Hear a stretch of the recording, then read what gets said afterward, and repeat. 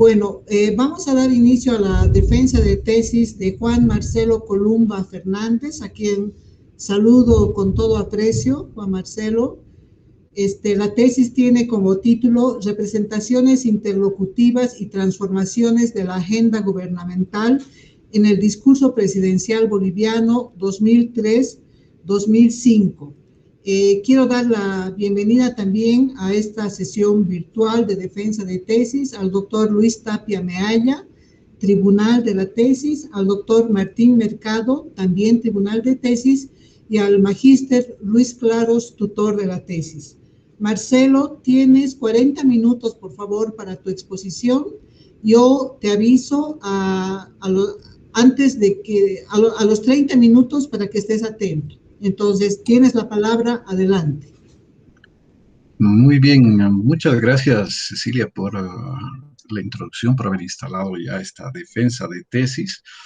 Un gusto, pues, saludar a todos los presentes, al tribunal, a todos los asistentes, preciados amigos, y a todas las personas que se han podido dar cita hoy, ¿no?, para esta defensa. Voy a desarrollar el tema, tal vez de una manera más breve, ¿no?, la manera más breve posible, para que ustedes puedan también expresar su parecer o sus consultas en la sección de preguntas, ¿no? Si hubiera algún problema, por favor, con el audio o con la proyección, no duden en avisarme. Normalmente estoy proyectando una diapositiva que me va a ayudar a tocar algunos elementos sustantivos de la investigación que hemos desarrollado con Luis Claros algunos años atrás y le hemos podido concretar en su totalidad los últimos meses. Titula la investigación Representaciones interlocutivas y transformaciones de la agenda gubernamental en el discurso presidencial boliviano, que básicamente tiene un título un poco amplio para decir que vamos a estudiar las representaciones del orador y del auditorio, además de los temas en los discursos políticos del presidente de esta época en Bolivia. Para desarrollar aquello, quisiera organizar la exposición en tres partes, ¿no? La primera ligada a las herramientas teóricas y metodológicas que se han empleado o a las que se ha acudido para explicar y para interpretar los discursos en cuestión. Una segunda parte que muy brevemente va a hacer referencia a la situación de discurso, ¿no?, más va a marcar algunas fechas, algunos hitos importantes, y una tercera que va a hacer referencia propiamente a algunas de las imágenes discursivas, algunas de las figuraciones discursivas que se han podido desgajar, si se quiere, de los discursos de la época. Procedo a describir la primera parte de la exposición, es decir, la parte teórica, la parte que nos va a permitir utilizar algunas herramientas conceptuales y metodológicas para estudiar este corpus de discursos políticos, ¿no?, del presidente de la época. Vamos a hacer en una primera instancia referencia al análisis del discurso y las teorías de la enunciación, en particular una de ellas, de Benveniste. En la segunda parte vamos a hacer referencia igualmente al discurso político, al discurso argumentativo y la agenda propiamente, cómo lo vamos a entender, y finalmente al aspecto metodológico, ¿no?, que es particular de esta tesis, que tiene que ver con esta estadística léxica que se ha aplicado. Inicialmente y de manera muy breve, señalar que en la investigación se entiende, ¿no?, como análisis de discurso al estudio del uso real del lenguaje empleado por locutores efectivos y en situaciones concretas. Es la definición general que alberga distintos tipos de estudio que se enmarcan en lo que se denomina análisis de discurso, es decir, en este ámbito de estudios interdisciplinarios. Es la definición macro, si se quiere, que plantean Charlotte y Manguenot en su famoso diccionario de análisis de discurso. Sin embargo, es bueno mencionar que hay enfoques muy particulares, muy específicos también dentro de este campo, ¿no? Nosotros nos albergamos en el ámbito general, pero vamos a ir haciendo algunas precisiones. La tesis tiene como un marco de referencia teórico lo que se ha denominado l'École française d'analyse du discours, que es básicamente una tradición que se enmarca dentro del análisis del discurso de inspiración, o más bien en un corpus francófono, es decir, son teorías que se han escrito en francés y que pues bueno, se interesan fundamentalmente por aspectos como la materialidad discursiva, las condicionantes extradiscursivas para la producción del discurso, la constitución de corpora, ¿no? De un corpus delimitado bajo determinados criterios, el aspecto también ya más genérico de la opacidad verbal, es decir, esta no transparencia del lenguaje, la enunciación, que es uno de los elementos que vamos a considerar nosotros en particular en esta investigación, la argumentación como género discursivo y otros temas que son parte del interés de esta escuela, ¿no? O de esta corriente francesa de análisis del discurso. Como les decía, en relación a estos temas de interés, el que ha llamado mi atención es el de la enunciación propiamente, que es una temática más lingüística, que me ha permitido introducirme en el estudio del discurso en general y del discurso político en particular, a partir de la teoría de Benveniste, ¿no? Es decir, la teoría de la enunciación tal como él la presenta en su obra de Problemas de Lingüística General de 1974. La definición de la enunciación que realiza Benveniste en esta obra, pues es esta puesta en marcha, ¿no? La ejecución, si se quiere, de la lengua, del sistema abstracto, por un acto individual de enunciación, es decir, la puesta en marcha es la ejecución propiamente, la praxis del sistema abstracto de la lengua que en determinado punto busca una reacción, busca influenciar en el interlocutor.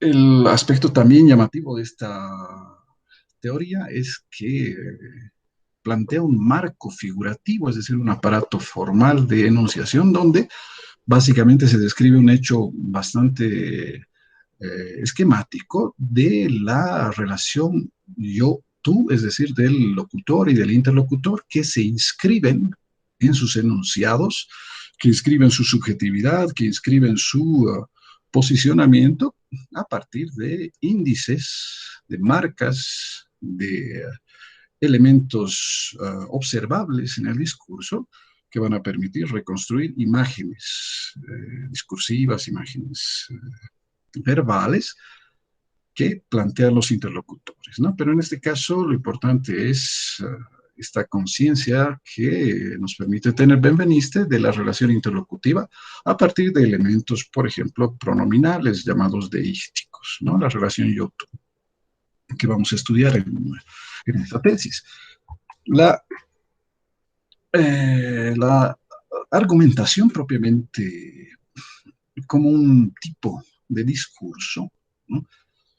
Va a llamar mi interés en el sentido de que es un discurso persuasivo, ¿sí? Se caracteriza como un discurso persuasivo, es decir, un discurso que busca convencer, que busca seducir, ¿no? Que busca la adhesión de las mentes a las ideas presentadas en un discurso. Es la definición que nos presenta la nueva retórica como teoría del discurso argumentativo, y es una idea que retoma posteriormente la teoría de la argumentación en el discurso, inicialmente planteada en la nueva retórica por autores como Perelman y retomada por autores como Amosi, Ruth Amosi, posteriormente, ¿no? Es decir, es un interés que se tiene en el discurso persuasivo y las formas, las técnicas, los mecanismos por los cuales discursivamente, verbalmente, podemos llegar a convencer a un interlocutor. Estas teorías, tanto la nueva retórica como la de la argumentación en el discurso, se interesan por elementos como la imagen del orador y la imagen del auditorio construidas en el discurso.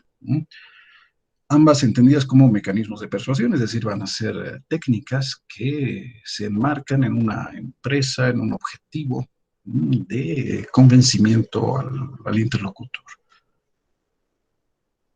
Esta perspectiva no es ajena a la caracterización del discurso político, es decir, el discurso político se enmarca en esta estrategia, en esta perspectiva, más bien dicho, de persuasión, ¿no? Es decir, es un discurso que busca convencer a sus interlocutores de sus propuestas y se va a caracterizar por esta cualidad persuasiva, pero también por la entidad o el sujeto que va a emitir, o los sujetos que van a emitir estos discursos, es decir, pues el discurso político, si bien quiere persuadir, también va a caracterizarse por que es emitido por gente o personas que se desarrollan, aunque desarrollan sus actividades en el ámbito político. Los actores políticos probablemente son aquellos que como locutores también van a caracterizar el discurso político. No solamente estas dos características van a ser propias al discurso político, es decir, su cualidad argumentativa o su emisor, pero también un marco de interacción. Volviendo un poco a la idea de Benveniste, Charrodot plantea, otro autor francés, que nos va a plantear un dispositivo de comunicación, es decir, una manera de organizar la comunicación a partir de roles en los que el discurso político va a ser el producto de una interrelación entre roles discursivos, ¿no? Es decir, una instancia política, la vamos a ver en un momento en un esquema, que se va a dirigir, por ejemplo, a un auditor, a una instancia ciudadana, pero también se va a dirigir a instancias mediáticas u políticas que van a formar parte de un mismo circuito, si se quiere, de comunicación política, ¿no? Y es esta organización de sujetos y roles en un marco de comunicación política que le va a dar también la característica propia al discurso político, ¿no? Habiendo caracterizado, digamos, al discurso político como un discurso persuasivo, ¿no? Enmarcado en las teorías de la argumentación y que va a recurrir a elementos perceptibles para su análisis, a estos índices a los que referíamos en un inicio. Vamos a también considerar en esta investigación el aspecto de la agenda, ¿no? La agenda política, es decir, una agenda entendida como pues un listado, si se quiere, de temas o asuntos públicos que se van a transformar en objeto de debate, ¿eh?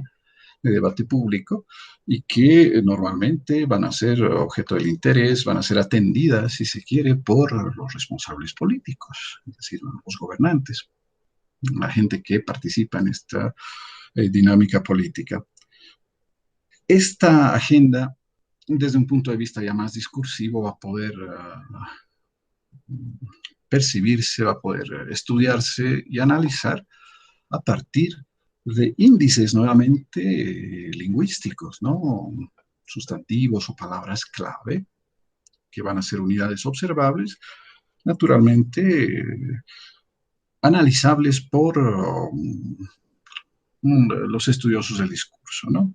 En producciones reales, en un corpus real, y de esta forma vamos a poder tener acceso a las temáticas y a lo que se dice de ellas, ¿no? Es decir, estas unidades observables nos van a permitir también estudiar y caracterizar los temas que forman parte de los asuntos públicos, ¿no? Que hacen parte de una agenda política. Nuestro interés en la investigación es acercarnos a estos temas que han formado parte del debate público en este periodo que hemos considerado, ¿no? La presidencia de Carlos Mesa del 2003 al 2005. Vamos a continuación, este aspecto un poco abstracto que les definí hace un momento es este dispositivo de enunciación que caracteriza el discurso político. El esquema es de Patrick Charotot, quien nos va a delimitar estas instancias, es decir, el discurso político sería el resultado de esta interacción, ¿eh?, entre una instancia política, una instancia adversaria, una instancia ciudadana y una instancia mediática. El objeto particular de nuestro interés va a ser propiamente el de la instancia política que representa en el discurso temas y representa también en su discurso a la instancia ciudadana, ¿no? No vamos a considerar fundamentalmente a la instancia adversaria como productora de discurso. Sí la vamos a mencionar como una representación un poco aislada, pero no la vamos a considerar como instancia productora de discurso, tampoco a la instancia ciudadana como instancia productora de discursos, ni la instancia mediática, ni el discurso mediático propiamente. Nos vamos a centrar en la instancia política como productora de representaciones de ella misma, ¿no?, de la instancia ciudadana y de los temas de la agenda política, ¿no? Digamos, entonces, avanzando un poquito en este sentido, para finalizar esta primera parte, solamente mencionar muy brevemente el aspecto metodológico que nos ha permitido también desarrollar la investigación, es decir, vamos a acudir a esta metodología denominada lexicometría, que, pues bueno, básicamente es una estadística léxica, una estadística textual. Los datos que esta estadística va a analizar son datos textuales. Normalmente van a ser formas o palabras, formas gráficas, delimitadas por espacios en blanco que se van a considerar palabras desde el punto de vista lexicométrico. Ahora, pues tiene unos principios que normalmente son de tipo técnico. La norma endógena, que quiere decir que dentro del corpus de estudio que se va a considerar, vamos a hacer divisiones internas, de ahí el término endógeno, que van a poder compararse. En nuestro caso, vamos a ver que dentro de todos los discursos de Carlos Mesa, vamos a hacer divisiones trimestrales, es decir, temporales, que vamos a poder contrastar. Otro de sus principios es pues la homogeneidad del corpus. Nosotros lo hemos expresado en el sentido de que tenemos un solo emisor de los discursos y una sola fuente de transcripción de los mismos. El emisor es el expresidente Carlos Mesa y la fuente transcriptora es la antigua Dirección Nacional de Comunicaciones, que ya no existe, que entiendo que es la base del actual Ministerio de Comunicación. La contextualización lingüística es otro de sus principios, es decir, bueno, ok, estudiamos las unidades aisladas como palabras, pero también es necesario estudiar su entorno lingüístico, es decir, pues dónde aparece, en qué oraciones, en qué fragmentos esta oración se va a interpretar, o esta palabra, perdón, se va a interpretar en la oración. Y un otro principio fundamental es de que, pues bueno, esta metodología lexicométrica va a comparar elementos comparables, es decir, vamos a comparar, por ejemplo, sustantivos con sustantivos, vamos a comparar en este caso deícticos, pronombres, ¿no?, con pronombres, etcétera, y vamos a comparar también trimestres, la variable temporal, con trimestres. Estamos comparando elementos que se pueden comparar, manzanas con manzanas o naranjas con naranjas, para decirlo de una forma. ¿Cuáles son los procedimientos? ¿Qué es lo que hace esta técnica o esta metodología estadística del léxico? Pues va a analizar las frecuencias altas, bajas o incluso las frecuencias de una sola aparición, que también tienen una importancia en determinados estudios. No va a ser el caso nuestro, pero también entra dentro del análisis de frecuencias, el análisis de colocaciones, es decir, frases, ¿no?, unidades léxicas que aparecen todo el tiempo juntas, ejemplo, asamblea constituyente, por decir un caso, ¿no? Siempre aparece junta. Análisis, va a ser un análisis también de especificidades, es decir, sobre representaciones o subrepresentaciones en el conteo de las palabras, ¿no? Segmentos donde una palabra se utilice más allá del nivel normal, ¿no?, de uso. También se va a recurrir a procedimientos de coocurrencias, es decir, palabras que aparezcan en un mismo entorno, ¿no? Si bien no aparecen juntas, como hace un momento Asamblea Constituyente, vamos a ver, y es el caso de nuestro estudio, lo vamos a ejemplificar posteriormente, que hay palabras que aparecen en determinados párrafos siempre juntas, ¿no? Y le van a dar cierta consistencia y nos van a servir además para interpretar aquello que, en este caso, los enunciadores políticos buscan comunicar.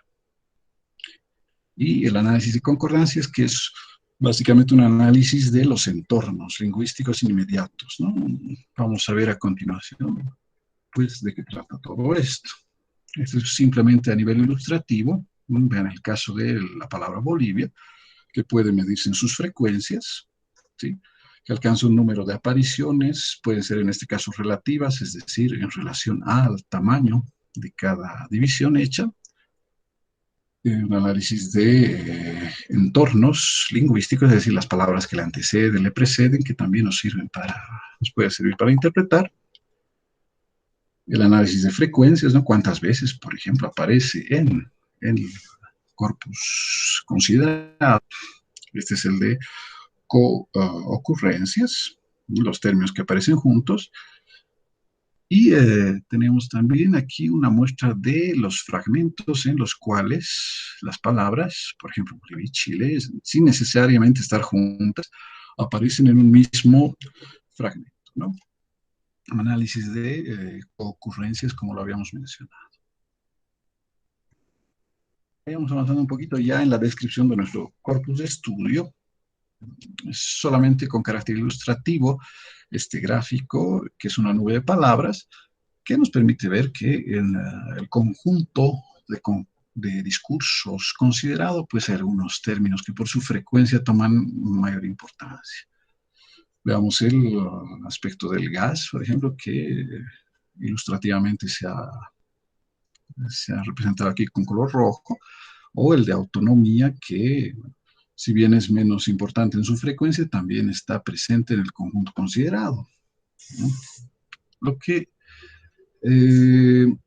describimos a continuación, pues es la segmentación de este curso, es decir, de este corpus, más bien dicho. Vamos a dividirlo en 7 trimestres, ¿no? Y estos 7 trimestres nos van a permitir comparar las veces, por ejemplo, que aparece el término que refiere a gas en determinada sección de nuestro corpus, es decir, en determinado trimestre, ¿no? Normalmente, en nuestro caso, lo vamos a ver más adelante con detalle, aparece con mayor frecuencia en el segundo trimestre del 2004, donde, pues bueno, se ha realizado un referéndum sobre el gas, para ilustrar, ¿no? Pero lo importante aquí es ver que nuestro corpus, que consta de más de 200 discursos, 215 para ser exactos, se divide en 7 secciones que van a tener un número de ocurrencias, es decir, de palabras que aparecen repetidas en este segmento, en este trimestre, y de formas, ¿no? Es decir, vamos a remitirnos al vocabulario. Puede aparecer la palabra Bolivia 50 veces aquí, y ese número de 50 serán las ocurrencias, pero la forma será solamente una, es la forma Bolivia, por ejemplo. El corpus en total tiene casi 500,000 ocurrencias, ¿no? Palabras que efectivamente se realizan, y 18,914 formas, ¿no? Palabras distintas. Vayamos avanzando un poco con la segunda parte de nuestra exposición, que tiene más bien que ver con las referencias cronológicas, ¿no?, fundamentalmente, a la situación de discurso, es decir, Si bien se ha definido el análisis de discurso como el estudio real del lenguaje en situaciones reales de comunicación, pues el análisis hace necesaria una descripción de aquello que pasa por fuera del discurso, es decir, en un exterior. Vamos a denominarle a ese exterior, a ese entorno extradiscursivo, pues la situación de discurso. Y son tres elementos que nos van a interesar fundamentalmente. La oficialización en los discursos, si se quiere, de la agenda de octubre. Y bueno, el camino que va a seguir la aprobación de la ley del gas, la ley de hidrocarburos, de ahí la denominación no muy creativa del laberinto. El segundo aspecto es la irrupción en los discursos presidenciales, un segundo momento, ¿no? Donde factores extradiscursivos van a permitir que se hable de la agenda de junio, ¿no? Y la temática autonómica. Y finalmente, un tercer momento donde, pues bueno, resurgen estas agendas, confluyen y desembocan en una renuncia presidencial. Estamos hablando de octubre de 2013, en el primer caso, el surgimiento de la agenda de octubre, junio de 2004, el surgimiento de la agenda autonómica de junio, y enero y junio de 2005, momentos especialmente problemáticos a nivel social, donde resurgen estas agendas y se efectiviza la renuncia presidencial en junio, ¿no? Una renuncia que se había anunciado meses antes y que tuvo pues, algunos efectos en las protestas, ¿no? Que se realizaban en la época. Bueno, básicamente a nivel del contexto histórico, señalar que en la investigación se trata de remarcar esta oposición entre los bloques oriental y occidental que caracterizaron el gobierno de Mesa, ¿no? Y que planteaban sus temas en las agendas que habíamos mencionado. El bloque occidental, la Asamblea Constituyente y nacionalización de los recursos hidrocarburos, los recursos naturales, y la autonomía regional y la elección de prefectos gobernadores, ¿no? En el caso del bloque oriental. Vayamos a esta parte que es propiamente el análisis, la vamos a hacer tal vez de manera muy breve, donde vamos a estudiar las imágenes de sí mismo que produce el orador político, las imágenes de la instancia ciudadana fundamentalmente que produce el orador político y aquellas que refieren a la agenda gubernamental, ¿no? Es decir, a las agendas de junio y octubre. Estos son los datos estadísticos del texto que en este caso refieren a los pronombres que van a permitir describir en primera persona al orador, pero también como parte del gobierno, es decir, el nosotros, ¿no? En el primer caso, el yo. Hay las frecuencias que están divididas por meses y bueno, se nota que en el segundo trimestre de 2004 hay un empleo sobre representado de estas formas, es decir, el yo se utiliza a lo largo de todos los discursos como es natural, pero hay una sobre representación de este yo al momento de realizar el famoso referéndum del gas, ¿no? En el año 2004. Pero también, ojo, también a inicios del 2005, es decir, durante el primer trimestre. Estas son tablas también que nos van a permitir elaborar las relaciones que existen entre términos, es decir, en este caso, el pronombre yo, ¿no? Como deístico, y algunos verbos y expresiones asociadas, en este caso verbos conjugados en la primera persona. Lo mismo para nosotros. ¿Por qué nos interesa esto? Porque vamos a poder nosotros a partir de estas relaciones describir las imágenes o interpretar las imágenes propias que elabora el mandatario. En este caso, las autorrepresentaciones pues van a girar en torno a un gobernante responsable, por ejemplo, Vayamos a leer solamente un primer caso. Usted sabe que yo tengo un mandato hasta el 6 de agosto de 2007 y me debo a la Constitución Política del Estado, no al estado de ánimo suyo o al estado de ánimo mío, ¿no? Es decir, es alguien que pone límites. O en este otro caso, el problema es que en una negociación de expropiación yo tengo que pagar esos 50.000 millones de dólares en un plazo inmediato. Para ello yo tengo que hacer una inversión grande como la de la propia expropiación. No me parece responsable. Segmentos como estos son recurrentes en el discurso de mesa y permiten generar esa interpretación de una imagen de un gobernante responsable, ¿no? Vean ustedes, esta otra, quizás otro gobernante pensará de otro modo, pero yo tengo que ser coherente con las cosas en las que creo y coherente con lo que es responsable y necesario para el país. O finalmente, nos decía Mesa, si yo tengo un grado de responsabilidad en ello, en la situación crítica, ¿no?, del país de ese momento, lo asumo con plenitud y es por eso que pongo a disposición mi cara, ¿no?, en la renuncia del 6 de junio de 2005. Desgajamos a partir de estas relaciones de palabras una imagen que podríamos denominar la del gobernante responsable o, como en este otro caso, el gobernante legítimo. Yo tengo en este momento un respaldo del 72% favorable, decía Mesa, en mayo de 2004, en nuestra administración. O nos decía también en junio de 2004, la única legitimidad que yo tengo es la legitimidad de la fuerza moral, de responder primero cumpliendo mi palabra. Una otra aparición de esta idea del gobernante legítimo está en este fragmento de marzo de 2005, donde, bueno, se refiere a Evo Morales y Abel Mamani, ¿no?, protagonistas políticos de la época. En la oposición, don Evo Morales, don Abel Mamani, yo tengo un apoyo del país que a nivel nacional supera el 60%, no por mi linda cara, etcétera, etcétera. Entonces, vean cómo podemos desgajar a partir de estas asociaciones léxicas estadísticamente situadas imágenes de este tipo. Quisiera por el tiempo pasar un poquito a las representaciones de la alteridad, es decir, del otro, pero también en la tesis podemos encontrar imágenes de la seguridad, la confianza, si se quiere, que presenta el gobernante, y en primera persona plural, el gobierno, ¿no?, el nosotros del que habla Carlos Mesa, que actúa, que es visto como un gobierno activo en el discurso, naturalmente, del mandatario, ¿no?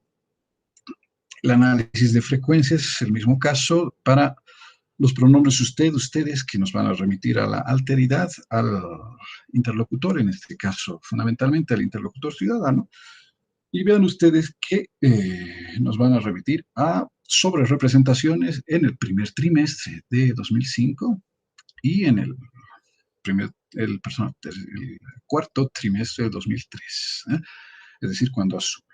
Sobre todo el término usted en singular hacia el final del mandato y ustedes en plural hacia el inicio del mandato. Se personaliza, si se quiere, el discurso. Hay asociaciones, como habíamos visto en el caso de yo, entre algunos verbos y algunos sustantivos. En el caso de usted y ustedes, que van a permitir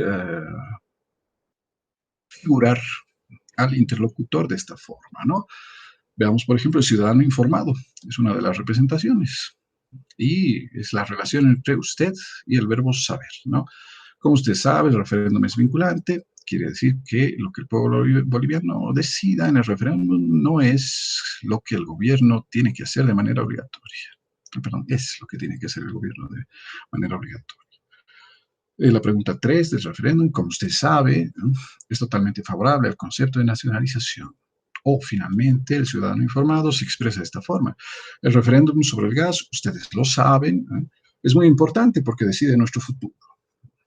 Una otra representación, muy rápidamente, a la que podemos hacer referencia es la del ciudadano autónomo, es decir, el ciudadano, digamos, libre pensante, ¿no?, en relación al referéndum, donde Mesa nos dice que al momento de votar, lo fundamental es de que usted vote, ¿no? Perdón, vamos a ver esta sección, que ustedes puedan responder con transparencia y con el derecho fundamental que el voto le da a usted, que nadie vote por usted, que nadie le exprese o exprese su decisión por usted, decía Mesa.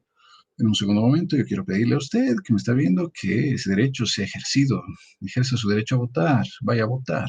Pero usted que va a votar no permita que el voto consigna, no permite el voto consigna, no permita que le digan a usted en el momento de votar cuál debe ser su voto. Hágalo en conciencia, ¿no? Las referencias a esta actividad de votación, al sufragio, propiamente tienen que ver con esa libre elección que el ciudadano tendría al momento de ejercer su derecho. Existen también representaciones como las del auditorio partidario o del auditorio opositor, que no vamos a poder ver, pero que, vean ustedes, se figuran en el discurso, se producen a partir de asociaciones, como usted sabe, y en el caso del opositor, un caso muy particular, cuando se refiere a Armando Bacadíes, lo tutea, ¿no? Es decir, no me acompaña ningún interés, y tú lo sabes, se dirige a Armando Bacadíes, pero está hablando de un auditorio opositor. En el otro caso, está hablando a Evo Morales. Usted sabe, Evo Morales, que yo he hecho un compromiso y no estoy dispuesto a matarle. Las representaciones del auditorio opositor normalmente van a ser negativas, ¿no? Hacia este auditorio, con connotaciones negativas. Veamos esta última parte, que son los términos que describen las agendas de Oriente y Occidente, en este caso la agenda de octubre, que tiene una preponderancia en el discurso hacia el tercer trimestre de 2004, el referéndum del gas, naturalmente, y la asamblea hacia el final del mandato, el primer trimestre de 2005. Lo que se dice de estos temas está expresado a partir de estas relaciones, ¿no? El universo, si se quiere, de sentido en el término gas, va a estar referido al ámbito comercial y de producción, de exportación, ¿no? De este elemento. En el caso de la Asamblea Constituyente, va a estar referido al pacto, ¿no? Fundamentalmente político que propone el presidente. Son representaciones que tal vez no vamos a poder ver en detalle ahora, pero están plasmadas también en la tesis, ¿no? A partir de estas asociaciones de palabras. En el caso de la agenda de junio, de autonomía y prefecto, estas particularmente están sobre representadas, estos términos están sobre representados hacia el final de mandato y pues tienen que ver con los universos de realización o efectivización de la autonomía en el contexto de una asamblea constituyente, fundamentalmente. Y la elección de prefectos como ligada al tema autonómico, ¿no? La elección de prefectos según la denominación, nomenclatura de la época. Tenemos algunos casos, no los vamos a abordar por el tema de tiempo, pero me gustaría mostrar o hacer referencia solamente a este esquema, este gráfico, que nos permite ver que hacia inicios del 2005, es decir, el primer trimestre, cuando ocurre el anuncio de la renuncia presidencial, estos temas van a lograr articularse, si se quiere, de una manera mucho más notoria a partir de las frecuencias, es decir, se insiste mucho en estos términos, en el primer trimestre de 2005, ¿no? Donde resurge la agenda de octubre, pero también se articula esta con la temática del gas y la Asamblea Constituyente a las autonomías y la elección de prefectos. Quisiera cerrar, si es que aún tengo algunos minutos, con estas consideraciones muy rápidamente. La perspectiva que hemos planteado nos ha permitido mostrar o señalar una lectura sintética, deslinearizada, es decir, a partir de esta segmentación de las palabras realizada, que puede facilitar la interpretación, ¿no? Que se realiza en un análisis discursivo. Es decir, si bien estos métodos estadísticos nos permiten tener datos textuales, no van a suplantar nunca la interpretación propiamente que realiza el analista. La revisión cronológica también nos permite, en otro sentido, dar algunas informaciones adicionales sobre este periodo de transición en la historia de Bolivia, ¿no? Hay elementos que pueden explicar las posteriores transformaciones también, elementos ya más de contexto social y político. el aspecto fundamentalmente ligado al lenguaje que quiero destacar es de que la construcción de imágenes positivas, por ejemplo, del propio emisor, del orador político y de su interlocutor ciudadano se enmarcan en una estrategia discursiva que naturalmente busca generar, ¿no?, una mirada positiva a las ideas propuestas por el orador en su discurso, es decir, eh, se recrean imágenes halagadoras, tanto del orador como de la instancia ciudadana, para que, por ejemplo, el apoyo en el referéndum del gas pueda ser o haya sido mayoritario, ¿no? Tenemos algunos otros ¿Puedes elementos más. concluir, Marcelo? Sí, Cecilia, creo que ya he cumplido con mi tiempo. Sí. Entonces, simplemente dejo esto como un comentario final que... Tómate un minutito más, por favor, para que cierres. perfecto. Sí, te agradezco, Cecilia, gracias. Entonces, son estos aspectos más que quisiera mencionar solamente. El que además de esta estrategia, ¿no?, de interlocución, donde se generan imágenes favorables en la empresa argumentativa, también la investigación nos permite situar diacrónicamente, ¿no?, en el tiempo, de una manera cronológica, por ejemplo, la articulación de temas en el discurso político, ¿no? Podemos ver que en nuestro caso la articulación de las dos agendas, si se quiere, en una tercera agenda gubernamental, se realiza en el primer trimestre de 2005 en los discursos presidenciales, claro está. Y, pues bueno, este tipo de precisiones nos permiten tener pistas o pautas para conocer cuáles eran las ideas circulantes en el contexto político de la época.